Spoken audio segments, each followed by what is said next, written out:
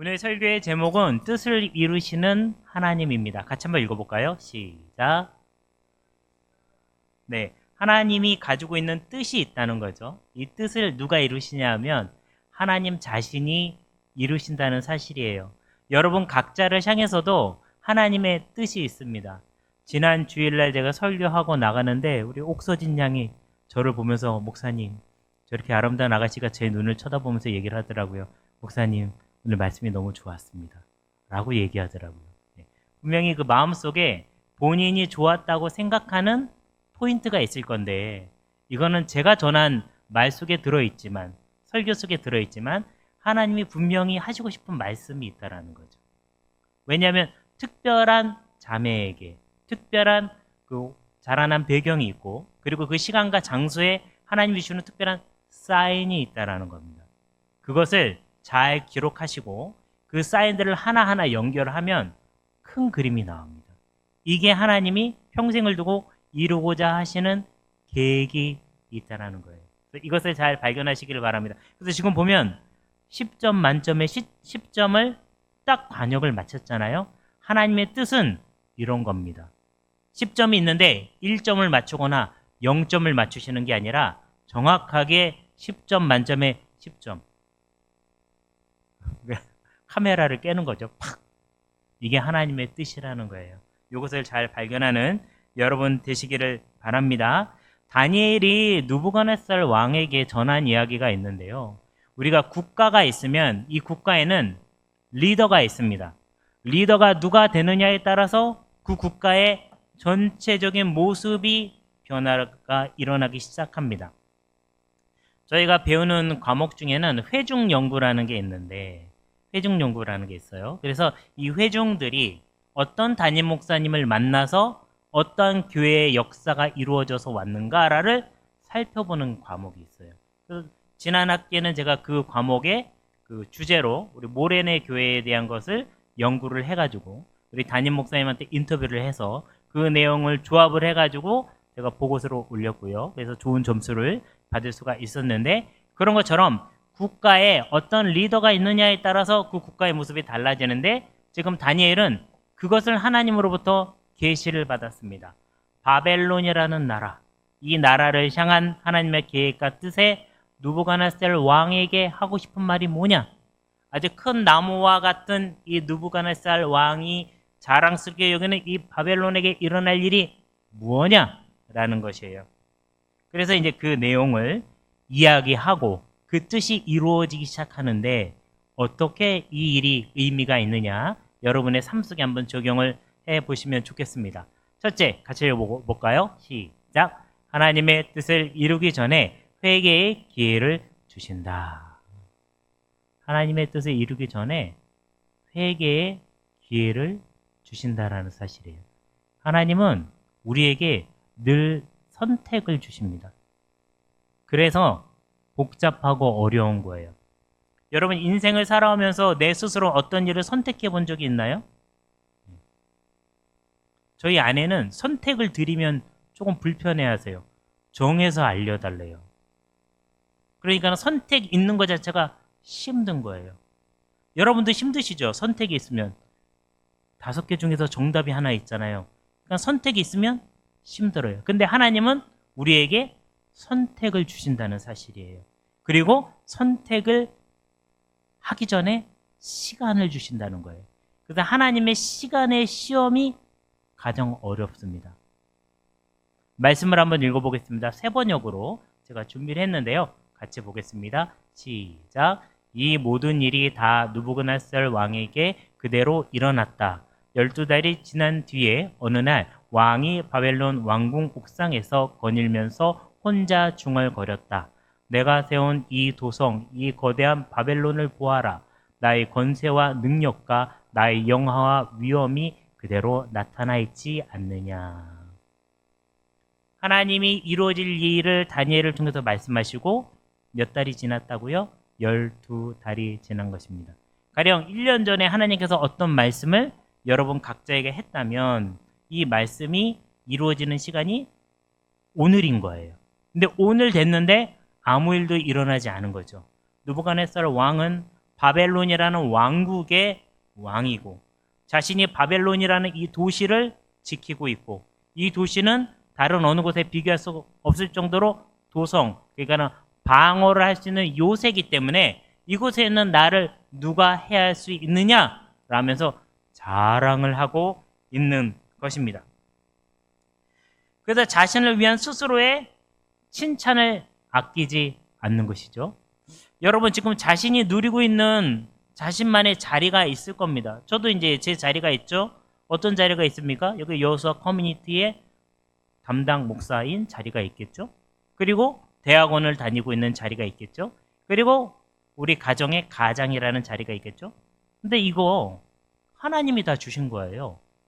어느 날 하나님이 가져가셔도 저는 할 이야기가 아무것도 없는 겁니다. 오늘 저랑 여러분이랑 특별한 관계를 맺고 있지만 만약에 그런 일은 실제로는 없습니다. 아직까지는. 네. 근데 어느 날 갑자기 제가 다른 데로 이동하게 되거나 다른 일이 생기면 여러분이랑 아무 관계가 없어지는, 물론 개인적으로 만날 수도 있지만 여기 올라와서 이렇게 설교하는 것은 담임 목사님이 초청해 주기 전에는 없는 거예요. 그러니까 여러분이 가진 거에 영원한 것처럼 생각했다가는 큰일 나는 겁니다. 그래서 이것을 누가 줬다는 것을 알아야 됩니까? 하나님이 주셨구나. 그러면 뺏어갈 수도 있겠죠, 하나님이. 아닌 것 같죠. 뺏어갈 수도 있는 거예요. 그러니까 이걸 당연하다고 생각하면 그 다음부터 얘기가 복잡해지는 겁니다. 근데 이 느부갓네살 왕은 그것을 자기 것이라고 생각하고 있었던 거죠. 12달 지났을 그 시점에 그렇게 얘기를 한 겁니다. 성경에 보면 이런 얘기가 있더라고요. 같이 읽어볼까요? 시작. 그리하면 목자장이 나타나실 때에 시들지 아니하는 영광의 관을 얻으리라 라는 말이 나와 있습니다. 바벨론 왕국이라는 면류관이 느부갓네살 왕에게는 자랑거리가 됐죠. 근데 여기 보면 목자장이라는 말이 나옵니다. 목자가 있는데 목자는 뭐 하는 사람이죠? 양을 돌보는 사람입니다. 근데 양이 본인의 양은 아닌 거예요. 그래서 목자들 중에 캡틴이 있습니다. 목자장이 온 것입니다. 그래서 최고의 권위자가 나타난 거죠. 이 사람이 나타나서 양을 다 내놔라. 그러면 양을 다 내놔야 되는 거예요. 너 이거 잘못했다. 그러면 잘못인 거예요. 근데 이 사람이 나타났을 때에 시들지 아니하는 영광의 관을 얻어야 된다는 거죠. 얼마 전까지 올림픽을 하지 않았습니까? 영광의 관이라는 게 뭐죠? 금메달, 은메달, 동메달. 자신이 수고한 만큼 노력한 만큼 최선을 다했으면 그게 영광의 관이 되는 거죠. 만약에 이 선수가 4년을 열심히 준비했어요. 그리고 열심히 준비한 실력을 다 발휘했어요. 그런데 관을 못 받을 수도 있겠죠. 다른 선수들이 더 실력이 월등해서. 그렇지만 그 사람은 관을 얻은 거나 마찬가지입니다. 왜냐하면 최선을 다했으니까. 근데 만약에 최선을 다하지 않았으면 관을 얻지 못한 것과 마찬가지죠. 근데 여기서 영광의 관을 얻게 된다는 거죠. 언젠가 이것을 딱 잣대를 갖다 대서 평가할 날이 올 때 그때 거기에 미치지 못하면 관을 못 받는 겁니다. 근데 어떤 관을 받는다고 얘기했냐면 그 당시에 사람들은 월계수로 만든 면류관을 씌워줬는데 이거 식물로 만든 거니까 금방 시들고 맙니다. 근데 그 당시에 굉장히 신비한 식물이 있었는데 아마란스라는 것이 있었는데 이 식물은 시들지만 물을 뿌리면 금방 다시 살아난대요. 그리고 웬만해서는 잘 시들지 않는 그런 식물이 있었다라는 거예요. 그래서 시들지 않는이라는 단어에는 이 아마란스라는 단어가 들어있습니다. 그래서 당시에는 불멸을 상징하는 식물이었던 거죠. 그래서 우리가 얻은 어떤 것이 시들지 않는 것이 되기 위해서는 최고의 권위를 가지신 하나님이 인정해 주셔야 되는 거예요. 여러분이 하는 일, 여러분이 맡은 자리 하나님이 인정해 주시지 않으면 아무 소용이 없는 겁니다. 네. 엘리사 전도사님 하나님이 인정해 주시는 걸로 믿고 하시는 거죠. 네. 그러니까 시키지 않는데 저렇게 열심히 하는 거예요. 네. 물론 시켜도 열심히 안 하는 사람도 있지만 네. 그래서 그게 바로 하나님이 기준이 된 사람의 특별히 다른 점이라는 사실이에요. 근데 이 시험에 지금 누가 올라간 것입니까? 느부갓네살 왕이 올라가게 되었다라는 사실입니다. 그래서 우리가 회개라는 것이 있는데요. 이 회개라는 것은 무엇이냐면 내가 하나님 앞에 교만해지려는 마음이 생길 때 사람이 뭘 하기 시작하면 교만해지거든요. 한없이 끝없이 올라갑니다. 그래서 뭐 따지는 게 많아지는데 그럴 때 그 마음과 싸우는 것이 회개예요. 목사님 나 잘못한 게 없는 건데요. 그러면 이미 교만해진 겁니다. 그래서 그 마음과 싸울 수 있는 것이 회개예요. 그래서 무슨 일이 생기면 무조건 회개부터 하는 거예요. 자, 지금 바벨론 왕국과 그 도성이 느부갓네살 왕의 자랑거리가 된 거죠. 자기는 트로피라고 생각하고 있는 거죠. 근데 이 트로피 주신 분이 그 트로피 도로 가져갈게 라고 얘기한 겁니다. 언제 얘기했다고요? 12달 전에 얘기했습니다. 그래서 지금 이 일이 벌어지기 시작한 거죠. 그래서 계시록 같은 경우 보면 우리가 제일 마지막 책이라고 생각하는데 이 책에 면류관을 받은 24장로가 나옵니다. 이 장로들이 어떤 행동을 했냐면 같이 읽어보겠습니다. 시작. 24장로들이 보좌에 앉으신 이 앞에 엎드려 세세토록 살아계시는 이에게 경배하고 자기의 간을 보좌 앞에 드리며 이르되 자신들이 받은 것입니다. 최종으로 받은 면류관입니다. 이거 자신들이 수고하고 애쓰고 노력해서 받은 것입니다. 그런데 이것을 마지막에 보좌 위에 앉으신 어린 양께 예수님 앞에 내려놓는 거예요. 여러분 일주일 동안 어떻게 사셨나요? 예전에 제가 지도하던 청년 중에 한 명이 있는데 키도 크고 뭐 예쁘게 생겼고요. 너무너무 잘하는 청년이었는데 이 청년에게 일주일 동안 있었던 일 중에서 자랑할 만한 일이 뭐가 있느냐 물어봤더니 이 친구가 하는 말이 저는 이번 주일에 욕을 2번밖에 안 했습니다. 이렇게 얘기를 하더라고요. 욕을 2번밖에 안 했대요. 근데 이 2번을 잘 이해하셔야 돼요. 진짜로 2번밖에 안 했다는 게 아니라 이틀밖에 욕을 안 했다는 소리예요. 그러니까 일주일이 7일이 있는데 그 중에 7일 중에서 이틀은 욕을 했고 나머지 5일은 욕을 안 했다는 거예요. 그 특이하잖아요. 그래서 물어봤어요. 그래 그럼 그전에는 며칠을 욕했는데 그랬더니 그전에는 일주일에 한 5일 정도 욕을 했는데 이번 주간엔 일주일에 이틀밖에 욕을 안 했다는 거예요. 그게 자신은 이번 주간에 특별한 일이라는 거예요. 여러분 우리의 삶이 어떻게 진행되는지 나 스스로가 분별할 수 있어야 돼요. 그 자매는 지금 뭐 하냐면 선교사님과 결혼해서 선교사님 사모님이 돼서 말레이시아에 가 계세요. 네. 일주일 내내 욕하던 자매가 일주일에 5일 욕하다가 일주일에 이틀 욕하다가 이제는 선교사의 아내가 돼서 선교 활동을 하고 있는 거예요. 사람의 변화라는 것은 이런 것이에요. 경배하고 자기의 면류관을 드린다라는 일은 이런 일부터 시작해서 차츰차츰 올라가다가 상을 받았지만 이것을 내려놓을 수 있는 믿음이 됐다는 거예요. 여러분 혹시 일주일 동안 어떤 무엇을 이루어서 막 자랑스러운가요? 하나님 앞에 드리시는 여러분 되시기를 주님의 이름으로 축원합니다. 그래서 제가 기도할 때 헌금을 드리는 것도 중요하지만 뭘 드려야 된다고요? 나의 마음. 또 뭘 드려야 된다고요? 헌신.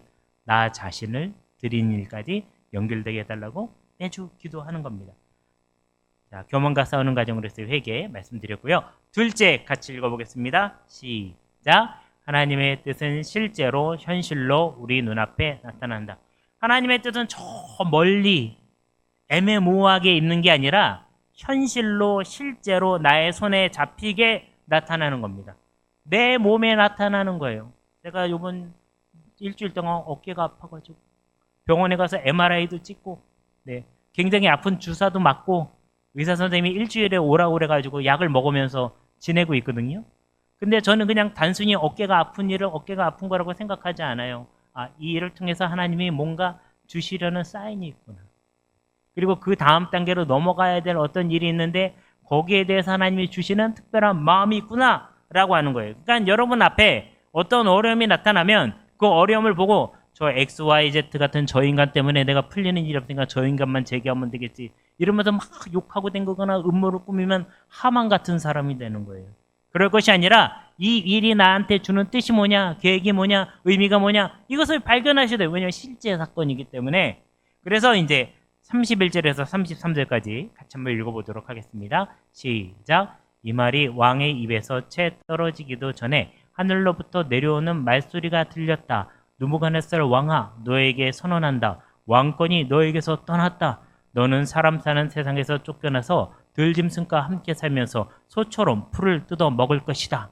이와 같이 7대를 지난 다음에야 너는 가장 높으신 분이 인간의 나라를 다스린다는 것과 그의 뜻에 맞는 사람에게 나라를 주신다는 것을 알게 될 것이다.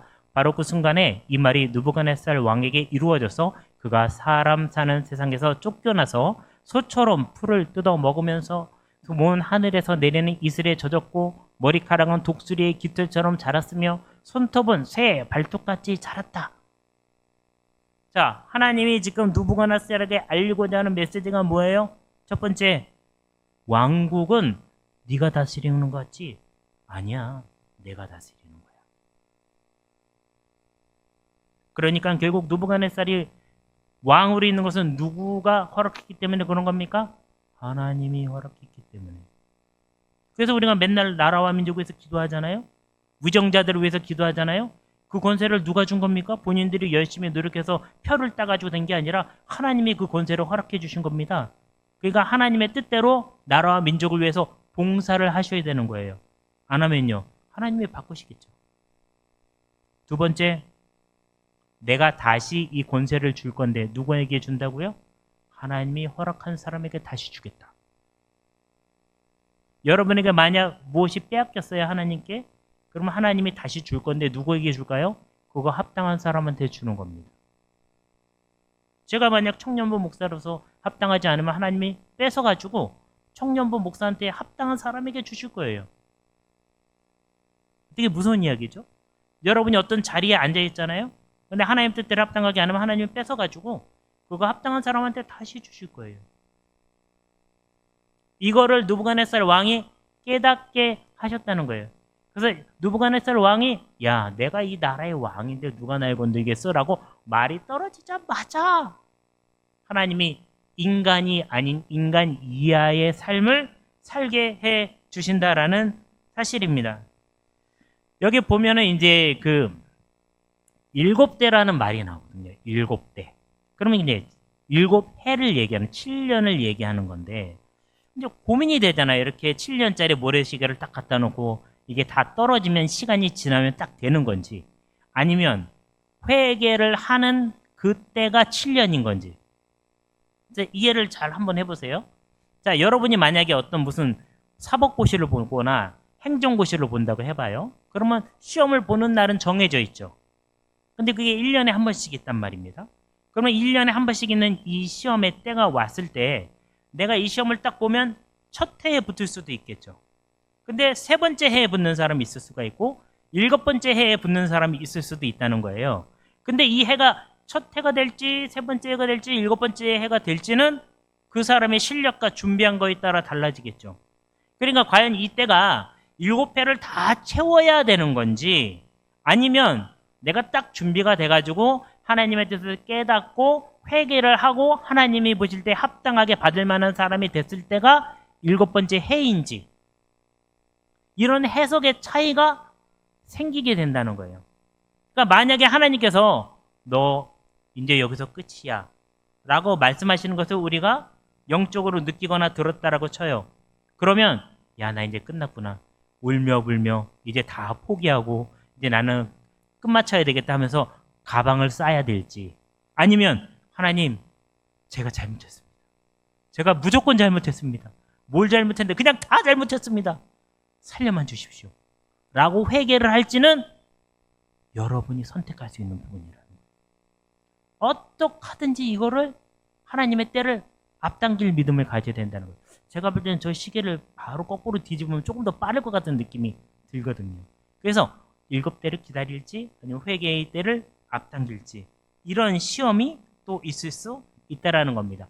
하나님께서는 많은 왕들이 있는데 그 왕들 중에 하나가 아니라는 사실이에요. 지 몇 이러면서 사람들이 회의를 하잖아요. 그 많은 왕들 중에 하나가 아니라 왕들도 왕으로 모셔야 되는 하나님이라는 거예요. 느부갓네살 왕조차도 하나님이 왕권을 허락해 주지 않으면 받을 수가 없는 왕 위에 계시는 왕. 어나더 레벨이죠. 셋째, 같이 읽겠습니다. 시작. 하나님의 뜻이 이루어질 때 회개를 통한 고난은 승리가 된다. 하나님의 뜻이 이루어집니다. 34절에서 36절 같이 읽겠습니다. 시작. 정해진 기간이 다 되어 나 느부갓네살은 하늘을 우러러 보고서 정신을 되찾았고 그리고 가장 높으신 분을 찬송하고 영원하신 분을 찬양하며 그에게 영광을 돌렸다. 그의 통치 영원하고 그의 나라 대대로 이어진다. 그는 땅의 모든 거민을 없는 것 같이 여기시며 하늘의 군대와 이 땅의 모든 거민에게 뜻대로 하시지만 아무도 그가 하시는 일을 막지 못하고 무슨 일을 이렇게 하셨느냐고 그에게 물을 사람이 없다. 내가 정신을 되찾았을 때에 나의 명예와 위엄과 나라의 영화가 회복되었고 나의 고문관들과 대신들이 나를 찾아왔으며 나는 이전보다 더 큰 영예를 받으면서 왕위를 회복하였다. 자, 이 느부갓네살 왕이 7년이라는 시간을 지내고 하나님께 회개하였을 때 원래의 자리가 회복이 됐다는 거예요. 이 사진은 지난번에도 보여줬던 사진인데 자물쇠가 있죠. 이 중에 맞는 열쇠가 하나 있습니다. 근데 이 맞는 열쇠를 찾기 위해서 모든 열쇠를 다 꽂아봐야 될 수도 있어요.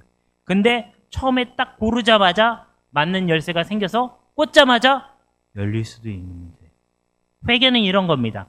하나님 앞에 시간을 다 보낼 건지 아니면 처음부터 맞는 열쇠를 갖다 꽂을 건지는 회개에 달려있는 거예요. 느부갓네살 왕이 7년을 다 채우지 않고 바로 회개했거나 바로 깨닫거나 12달이 지나기 전에 하나님께 회개했더라면 어떻게 되었을까요? 저 많은 열쇠를 다 꽂아볼 필요가 없었던 거겠죠.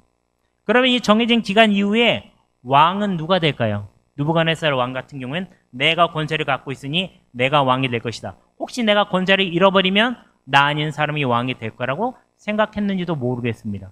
왜냐면 그 상황을 보면 절대로 다시 왕이 될 것처럼 보이지 않거든요.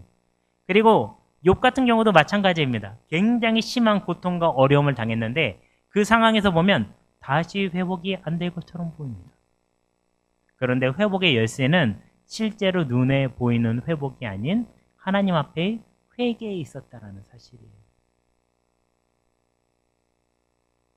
그래서 하나님의 높으심은 다른 말로 하면 인간의 낮아짐 속에 있을 수 있습니다.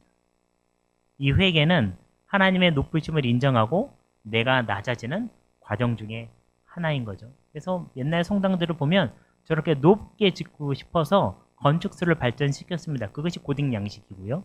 그 고딕 양식을 통해서 벽의 힘을 받게 하는 방법이 달라짐을 통해서 창문을 넓게 할 수 있었고 그래서 스테인드 글라스가 들어오기 시작한 것입니다. 하나님의 꿈이 되시는 여러분 되시기를 간절히 바랍니다. 이 느부갓네살 왕은 하나님의 꿈이었어요. 어떤 꿈이었을까요?